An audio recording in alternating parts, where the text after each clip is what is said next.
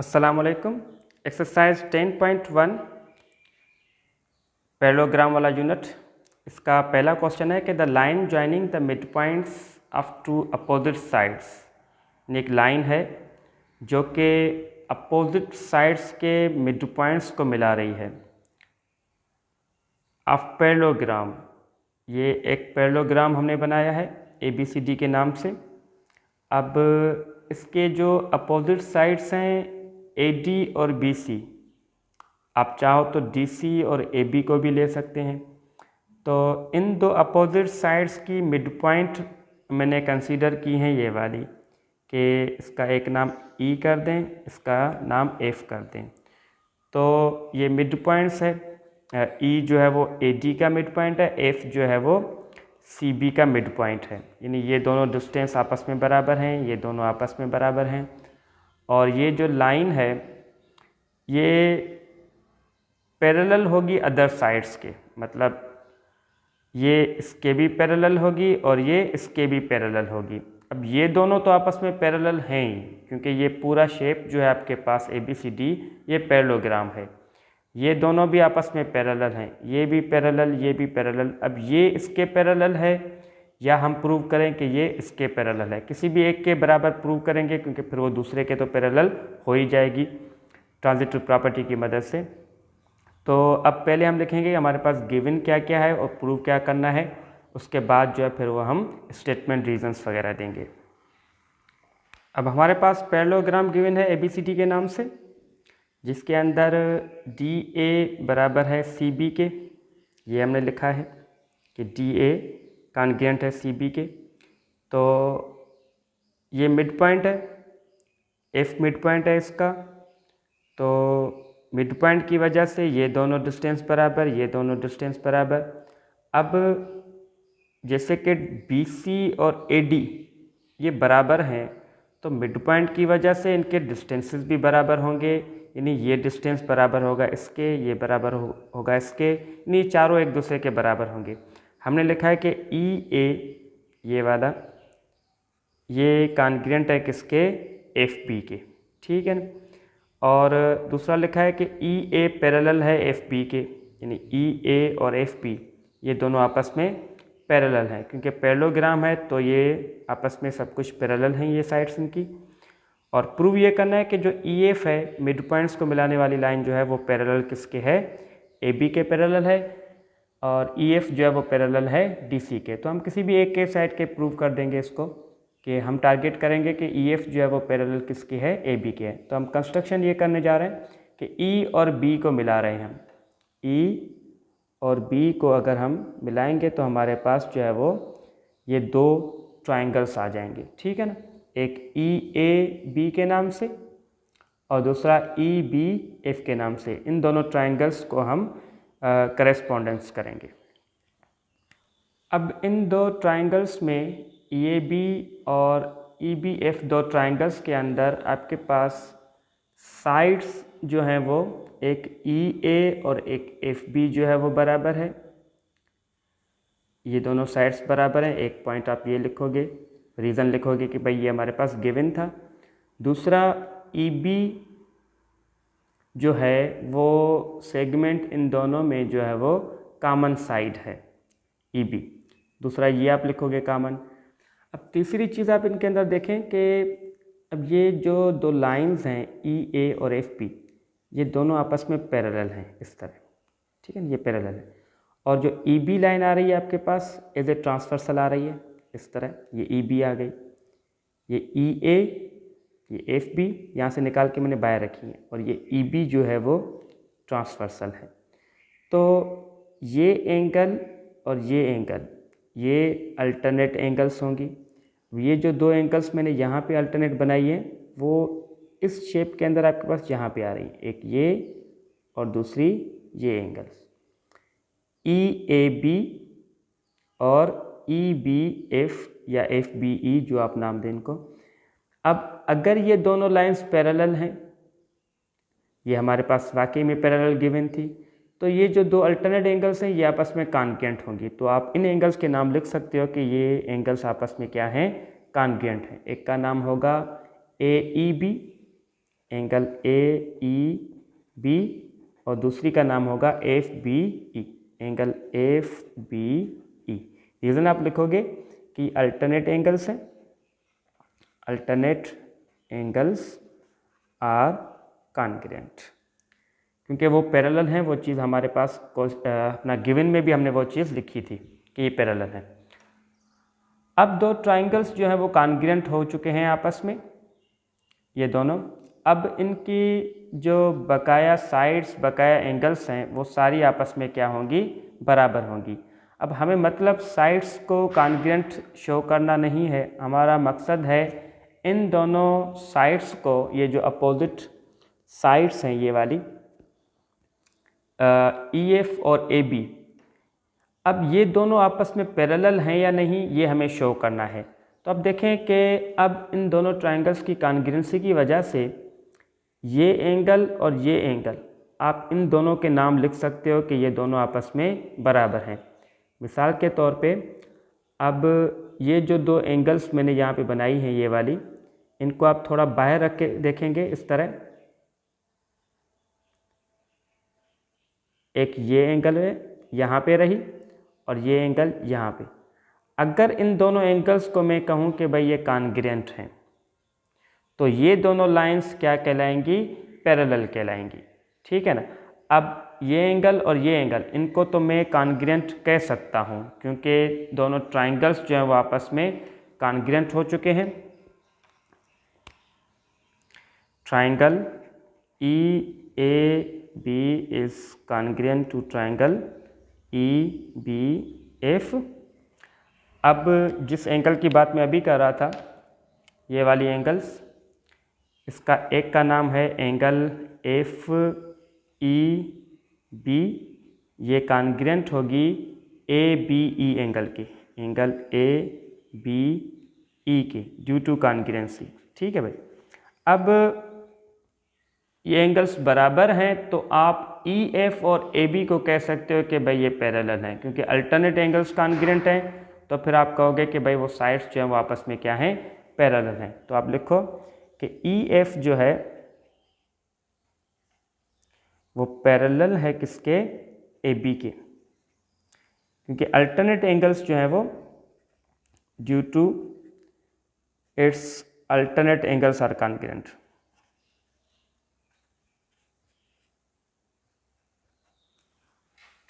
अब अगर EF जो है वो पैरेलल है AB के और AB जो है वो पैरेलल है DC के, वो हमारे पास गिवन था। आप लिखोगे कि भाई AB जो है वो पैरेलल किसके था, DC के था, ये हमारे पास गिवन है, ठीक है ना। AB पैरेलल है DC के, ये गिवन है। तो आप कह सकते हो कि भाई अब जो EF है वो पैरेलल किसके होगा, DC के भी पैरेलल होगा। ट्रांजिटिव प्रॉपर्टी के बिना पे आप कह सकते हो। क्वेश्चन नंबर 2 है हमारे पास के interior angles on any side of a parallelogram, यानी किसी भी पैरेललोग्राम में जो इंटीरियर एंगल्स होती हैं किसी भी एक साइड की तरफ। अब 1 2 3 4, ये 4 इंटीरियर अंदरूनी एंगल्स हैं।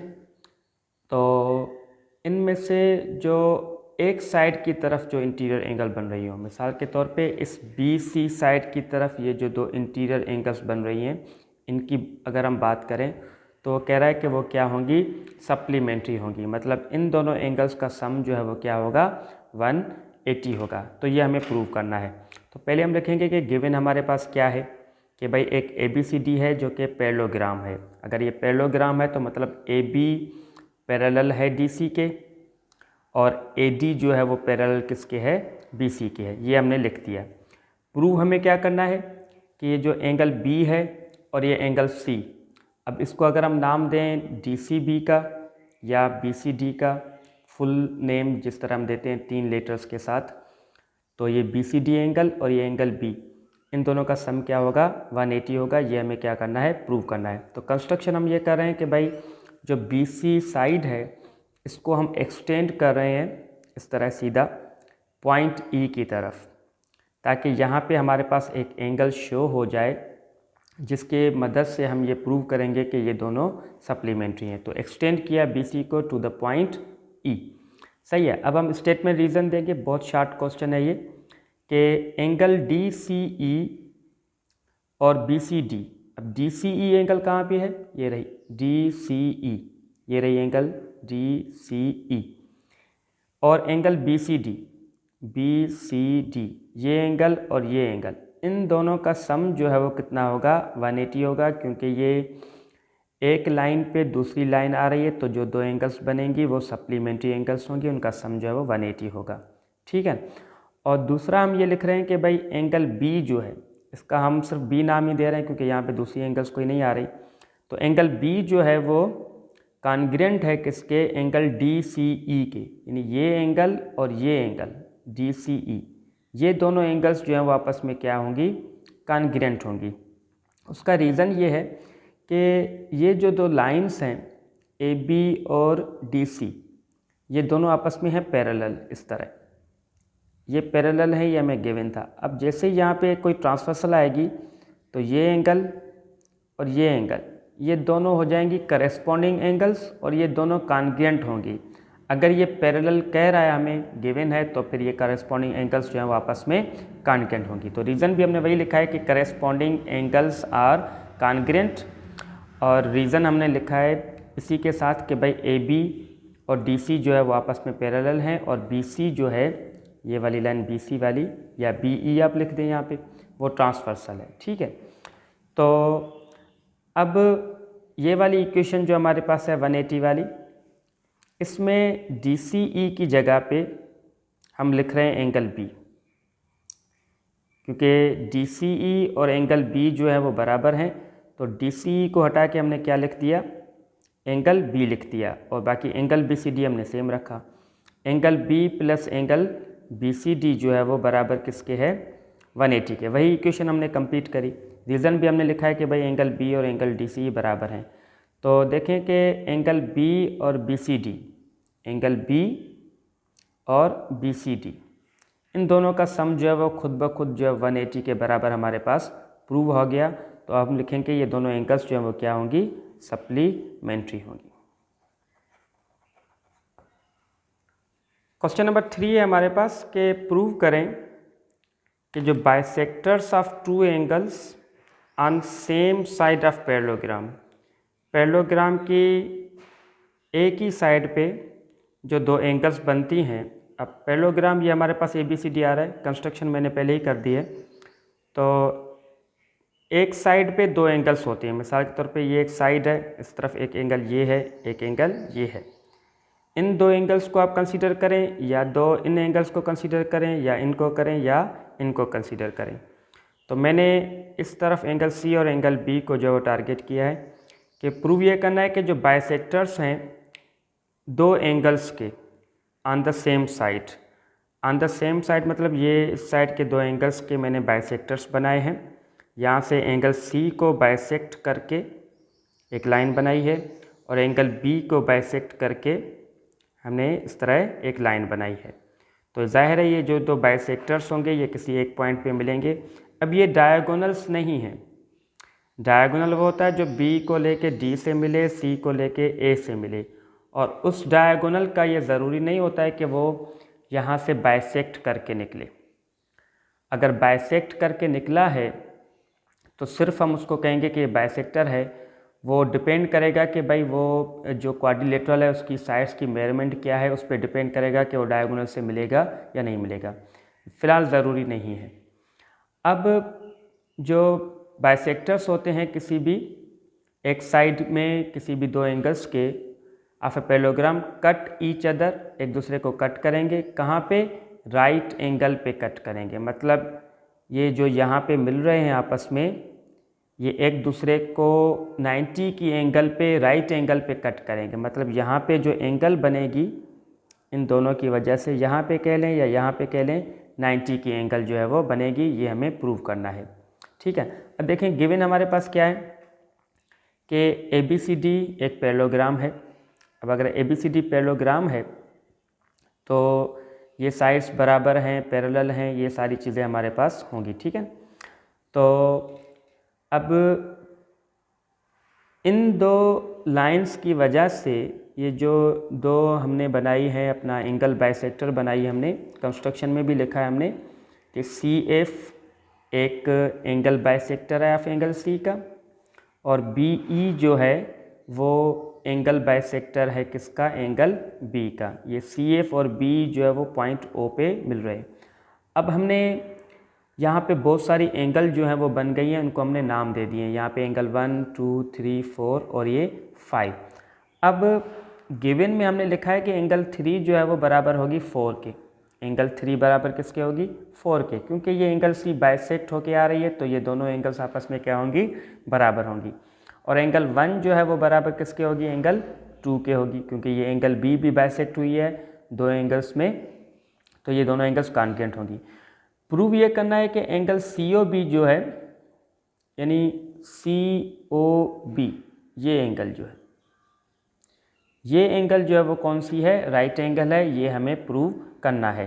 तो कंस्ट्रक्शन के बारे में भी हमने बात कर ली। तो अब हमारे पास जो है वो दो ट्रायंगल्स हम कंसीडर करेंगे। अब हम जो दो ट्रायंगल्स कंसीडर करेंगे, एक ये करेंगे EOC और दूसरा हम कंसीडर करेंगे COB। ये दो जो ट्रायंगल्स हैं हमारे पास, इन दोनों को हम करेंगे करेस्पॉन्ड। अब इनके अंदर हमें काफ़ी चीज़ें पता हैं कि कौन कौन सी बराबर हैं, तो वो हम लिख देंगे पहले कि एंगल 3 जो है वो एंगल 4 के बराबर है। ठीक है, ये गिवन था हमारे पास। दूसरा OC कॉन्ग्रुएंट टू OC, ये एक साइड इनकी कॉमन साइड है। उसके अलावा एक और चीज़ भी हमें चाहिए इनकी, ताकि हम इन दोनों ट्रायंगल्स को कॉन्ग्रुएंट कह सकें। तो उससे पहले हम लिख रहे हैं कि पहले एंगल 1 जो है वो कॉन्ग्रुएंट है एंगल 5 की। ये एंगल 1, अब ये एंगल 1 तो हमारे इन दो ट्रायंगल्स के अंदर है नहीं, बाहर है, लेकिन पता है हमें कि एंगल 1 और एंगल 5 जो है वो कॉन्ग्रुएंट है। क्यों कॉन्ग्रुएंट है भाई, क्योंकि ये जो EC लाइन और ये FB लाइन, ये दोनों लाइंस जो हैं वो आपस में क्या हैं, पैरेलल हैं। क्योंकि ये पैरेललोग्राम है तो ये लाइंस आपस में पैरेलल हैं। और ये EB जो है ये एज ए ट्रांसवर्सल आ रही है। अगर ये पैरेलल हैं तो ये और ये 1 और 5 ये कॉन्ग्रुएंट होंगी। तो हमने लिखा 1 और 5 कॉन्ग्रुएंट हैं, अल्टरनेट एंगल्स कॉन्ग्रुएंट, क्योंकि EC और FB जो है वो आपस में पैरेलल हैं। अब 1 कॉन्ग्रुएंट है एंगल 2 के, गिवन था हमारे पास। 1 कॉन्ग्रुएंट है 2 के और 1 कॉन्ग्रुएंट है 5 के, तो 2 कॉन्ग्रुएंट हो जाएगा 5 के